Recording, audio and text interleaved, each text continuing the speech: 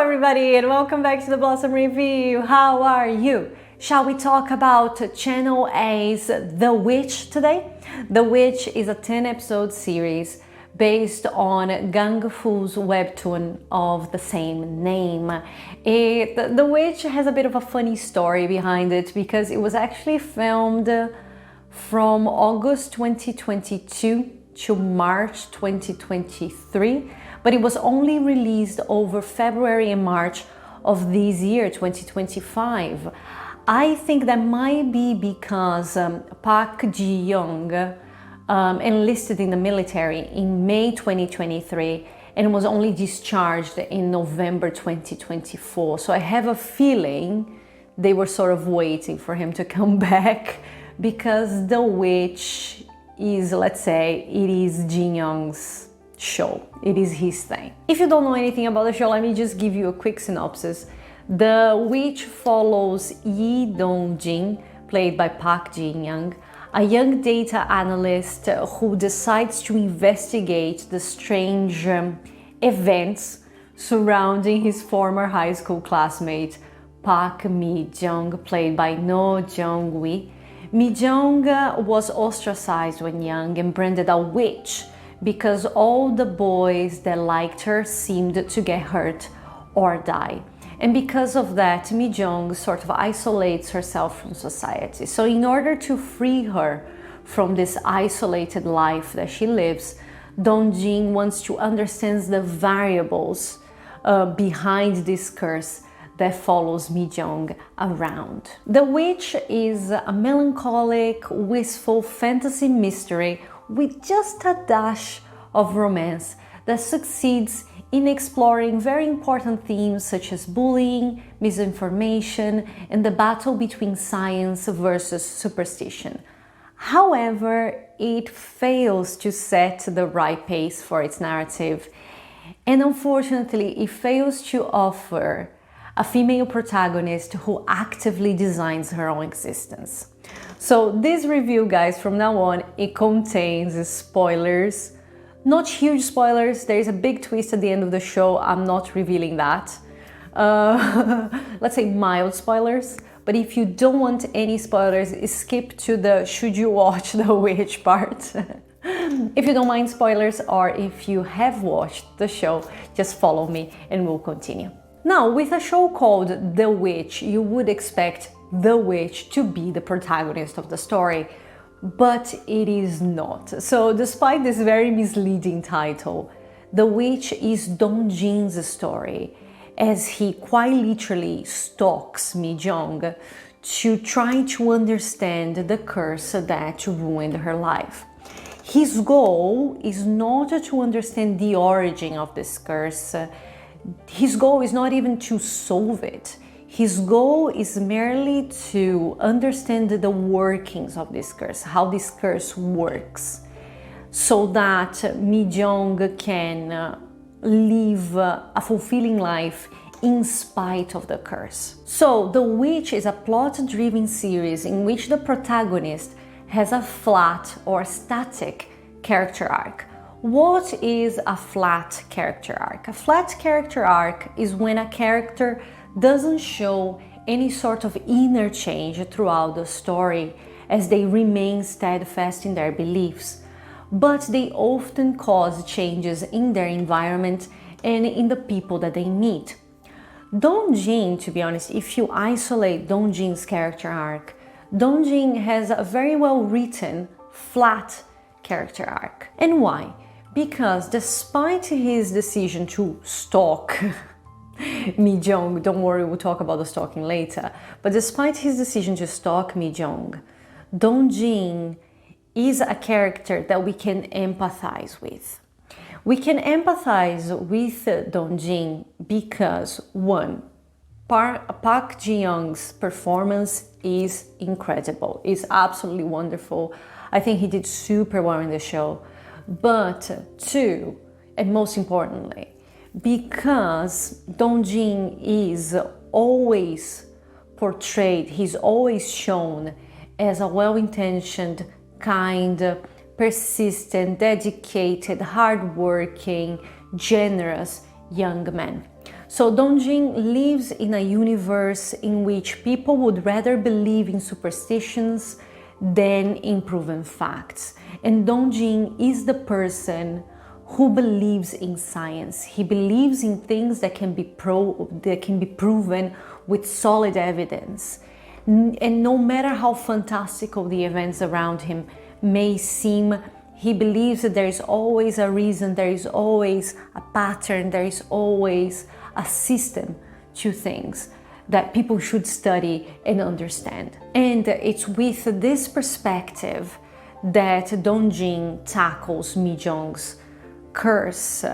While the world tells him that she's a witch, and that's the end of the story, Dong-jin believes that this is just a special circumstance that needs to be understood, a sort of enigma that needs to be solved. As he investigates Mi-jung's life with a reasonable mind, he allows the people from their hometown, from the little village they came from, to reflect on their own actions. So for example, his mother comes to understand that it was cowardly of an entire town to turn against a lonely young woman because of prejudice. As he reunites with his high school friends, he encourages them to reevaluate the relationship that they had with Mi-jung and to realize that they did indeed bully her, and that the spread of misinformation can cause hurt and harm. And I think this is what the show does best. Mi-jung's life is the visual representation of how human beings fear what they don't understand. And when human beings are afraid, they mindlessly lash out, and that can hurt others, that can ruin lives. Although Mi-jung tries to continue living normally, despite the rumors, despite the bullying, she eventually gives in, convinced that her very existence can kill a person. And so the narrative constantly focuses on this battle between science and superstition, on the effects of misinformation, and on how our words can hurt much, much more than any of our actions ever could. As Dong-jin rises against this judgmental, this oppressive society, he not only changes the lives of the people he meets, but he also allows Mi-jung to, I think he gives Mi-jung the freedom to do what she wants and to love whomever she desires. And this is where the romance comes in. As Mi-jung might pose a potentially fatal, potentially deadly danger to Dong-jin, they barely interact during the entire show. They barely have any screen time together. And this for me was baffling at first. How do you get a romance between two characters to work if these characters don't interact with each other? I think the romance, so I had to stop and think about this, and I think the romance in The Witch works somehow, despite the lack of interaction between the leads, because the world of The Witch is portrayed through Dong-jin's perspective. So let's say that The Witch plays out as a fairy tale of sorts. You lock our lovely little princess at the top of her tower, and you have your Prince Charming work to save her, right? I think besides the stolen glances during high school, Dong-jin and Mi-jung first talk to each other properly, face to face, in episode 7. Seriously, in episode 7 out of 10. But we watched the previous 6 episodes through Dong-jin's perspective. So during the first 6 episodes, you see him looking at her. You see him developing this crush. So you sort of, the point of view of the show is Dong-jin's point of view. So you look at Mi-jung the same way that he does, with this sort of like, you find her charming, you find her cute, you feel bad for her, you want to help her. So, and of course, you see the first 6 episodes and you understand that this guy is dedicated to freeing Mi-jung from her past, from this isolated life that she leads. So we arrive at episode 7 and look at Mi-jung once again through Dong-jin's eyes. And he sees her as the object of her affection. He sees her as the target of his admiration and care. And this is what we are encouraged to do as well. So in a sense, you are looking at this girl through the eyes of a guy who is in love with her. So you are compelled to love her as well. I hope that makes sense, guys. So I think I also have to mention here, and this is very important, that Park Ji-young can deliver such heartfelt, such intense yearning that it's difficult not to empathize with his character. So even though the romance in The Witch is almost set up to fail, let's say, as our couple is barely seen together, it works exactly because of this choice of point of view. However, The Witch fails to set the right pace for the development of its narrative, and it chooses to repeat the same scenes over and over and over and over again, and include long sequences that little add to the main plot, if anything. Some sequence, I think you could easily edit them out and nothing would change. So major developments are few and far between, with a lot of fillers in between. And I think that's the greatest problem about The Witch. So that bothered me so much that I started timing. So for instance, the first 15 minutes of episode 7, and that means, guys, 1/4 of the episode. The episodes are 1 hour long, so 15 minutes is 1/4 of the episode. So the first 15 minutes of episode 7, they are composed of repetitions, so repetitions of scenes from previous episodes, and sequences that don't really add anything to the main narrative. So you could easily edit them out without any sort of consequence to the main narrative. Or in episode 9, for instance, we spend 6 whole minutes on a chase that means very, very, very little.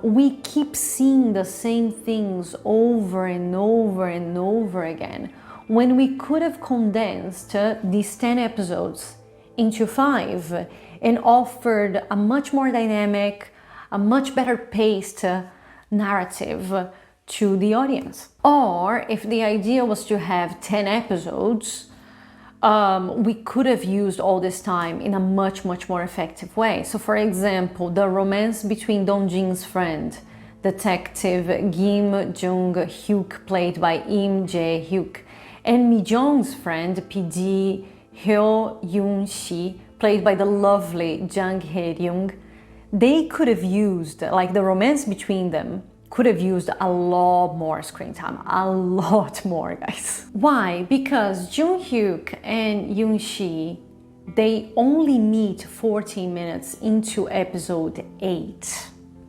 And by the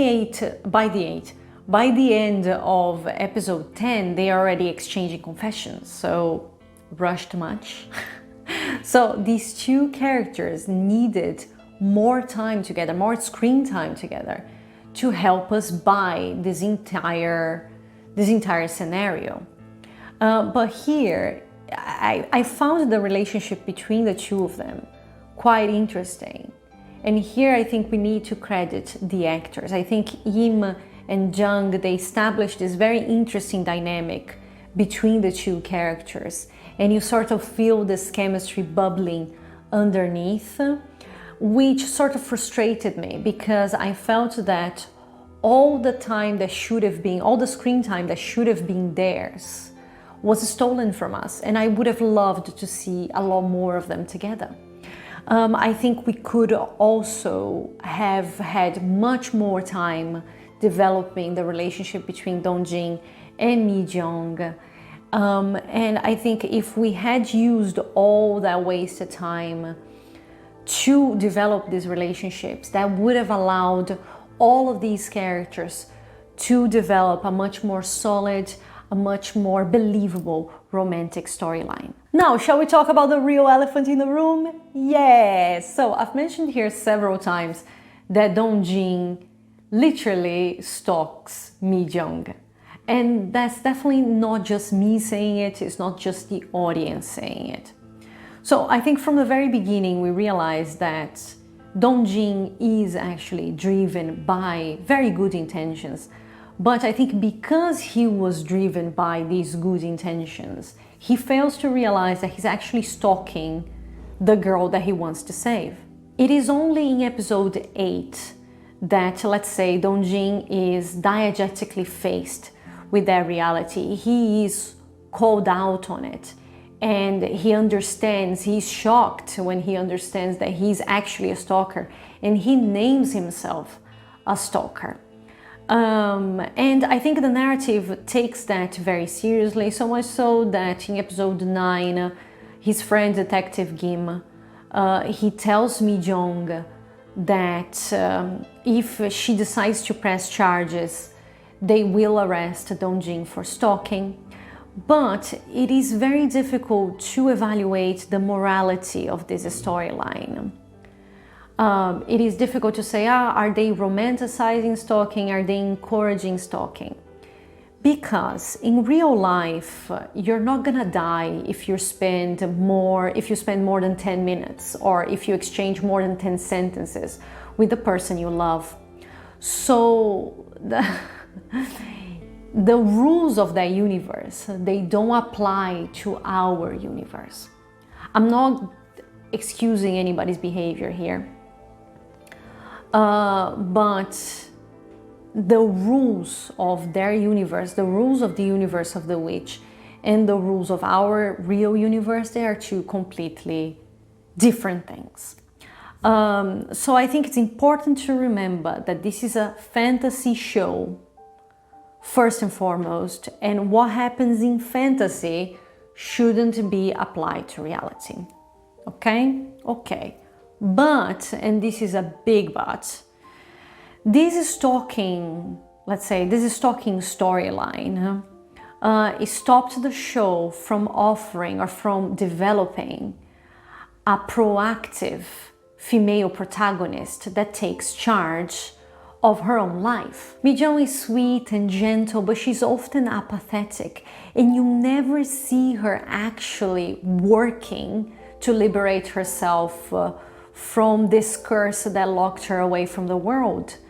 So she never does anything to fight against, to question, or to solve this law of death that follows her.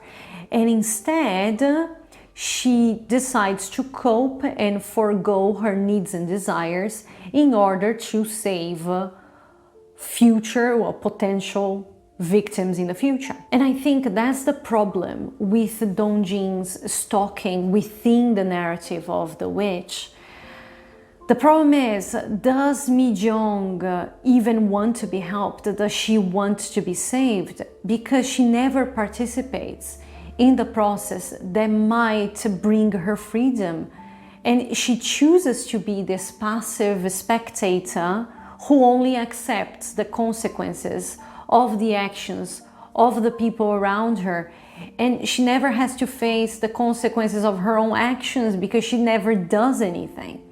So she seems to only be the subject of Dong-jin's study and not the protagonist of her own life and not the protagonist of this show. And then you're gonna say, oh, but Karen, the final variable is her love. It's something that only Mi-jeong can do. It's something that, you know, Dong-jin can't do for her or no one else can do for her. Okay, the final variable is indeed her love. Her love is the only salvation from the curse. But falling in love is not something that we do consciously.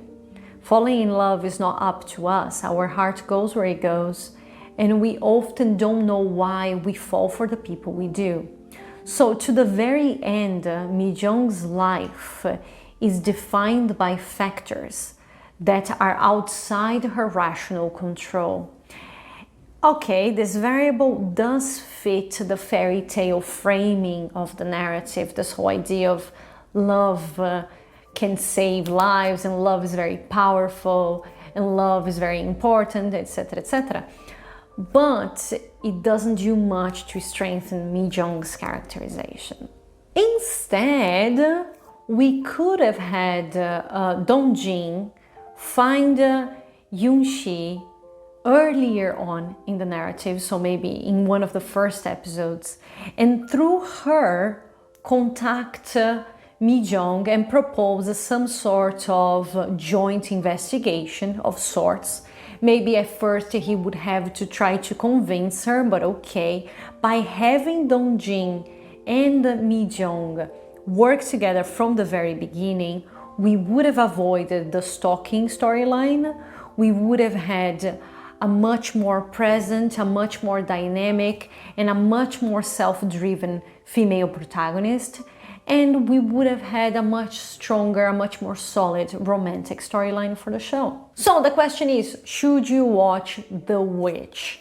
I think The Witch is the kind of story that needs to be tested.